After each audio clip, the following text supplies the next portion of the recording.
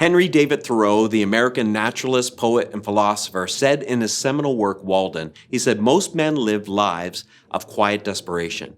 And by that he means most humans live shallow, inauthentic lives dominated by competition and struggle. I mean, life is a struggle, right?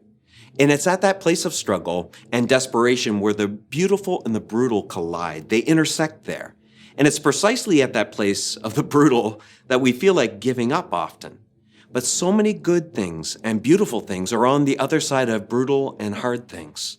Without Good Friday, there's no Easter. Without Jesus' birth, there's no cross. Without the cross, there's no resurrection. Without the resurrection, death wins. The Apostle Peter talks about this. In fact, in John chapter 13, this great man of enthusiasm and perseverance and endurance hits a moment where he doesn't endure. In John chapter 13, verse 37, he says to Jesus, listen, I would die for you. I'd die for you. And in the very next verse, Jesus says, I think he did with a smile on his face, he said, die for me. I tell you the truth, Peter, before the rooster crows tomorrow morning, you'll deny 3 times that you even knew me. And of course, Jesus is right. Peter caves under the pressure. He denies him. He doesn't persevere under that pressure. It's at that place where the brutal intersects with the beautiful in the middle of that struggle that we discover, as Angela Duckworth says, that enthusiasm is common, endurance is rare. Where do you find that type of perseverance? That ability to endure despite what adversities might be coming at you in life? Well, I have 2 thoughts around perseverance today. The first one is simply this. Perseverance is grown in adversity, not prosperity. The Apostle Paul says it well in Romans chapter 5. He says these words, we also rejoice in our sufferings because we know that suffering or adversity or hardship or brutal moments produce perseverance, perseverance character, and character hope. Perseverance is a spiritual grace that is developed by facing and overcoming hardship and adversity.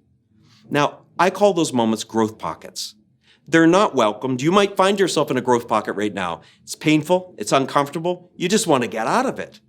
But the truth is, friends, in life, we know that in some quadrants of life, it's no pain, no gain. Every athlete knows that there's some element of adversity you need to go through in hardship if you're ever going to ascend the podium.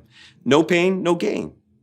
But also, I'm probably speaking to maybe some counselors or psychiatrists or psychologists that know that not all pain has gain attached to it. There is some pain. There's abusive powers in this world that people don't need to endure to grow from. They need to escape them. It's not about endurance. It's about escaping them. Jesus always stepped in when there was a power imbalance that had become abusive, and so should you. But there are also moments where Jesus doesn't step in. He doesn't step in when we have the power to get through something, and we're going to grow some muscles, and we're going to grow some perseverance through it. He doesn't step in those moments, and he doesn't step in when there's a lesson. There's something greater we're going to learn through this, maybe greater dependence on God or other things in life that will help refine us. In a pocket of growth, though, it happens in times of adversity, never in times of prosperity. And we're not to rejoice for our sufferings. Paul doesn't say that.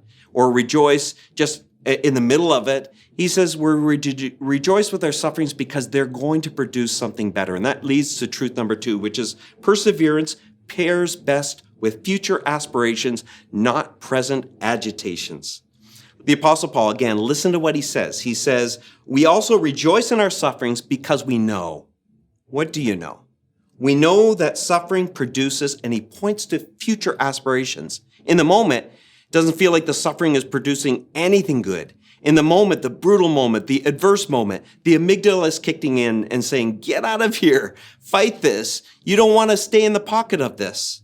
But he's saying that there is a future thing that's going to happen in you. See, to be a Christian means you have an inner invulnerability, not an outer immunity. We're not immune to suffering in this world, but we can have an inner invulnerability. How do we develop that? Well, a couple of thoughts that have helped me. One is never take score in the middle of the fight. It's never helpful to do it in the middle of the fight. You might notice they're healing up nicely, but a couple of marks on my face. I went to my doctor, and every year he looks over my skin because I'm quite fair and I burn easily. If there's skin damage, and he'll burn off lesions that could be precancerous. When I'm going through that moment, it's never fun. In fact, it's kind of brutal. It hurts. There's nothing in me that says, oh, this is beautiful. Not in the moment. But I know this, future me is thanking present me for going through something brutal so that future me can have something beautiful. So I don't have to endure that. It's in the pocket of that. Don't take score in the middle of it because we're playing the long game. The second thing to remember, you're never alone. You're never alone. Jesus never leads us in this moment alone, but adversity will lie to you. It'll lie to you that you're all alone, you've been abandoned, you're by yourself. There's a story in the older part of the Bible about three men, Shadrach, Meshach, and Abednego. They won't bow to this graven image of a king, so they're thrown into a fiery furnace. But they don't burn up. They don't scream. They don't yell. The king comes down and looks inside, and he notices this. He says, there's one walking around in there with them who looks like the Son of God. There is a fourth man in the fire. There is someone with them. So remember, if you're going through a hardship, difficulty, a pocket of growth, a brutal moment, you're never alone. Jesus is the only one that went into the furnace of adversity by himself. On the cross, he said, my God, why have you forsaken me? He was all alone and abandoned, so you would never be abandoned. He's always the fourth man in the fire with you. He'll stand with you. So remember with perseverance, it's grown in adversity, not prosperity. Perseverance is best paired with a future aspiration. Look beyond it for what God can do and grow in and through you while you're going through it, never in the present agitation. Remember this, don't take score in the moment, and you're never alone. Jesus is with you.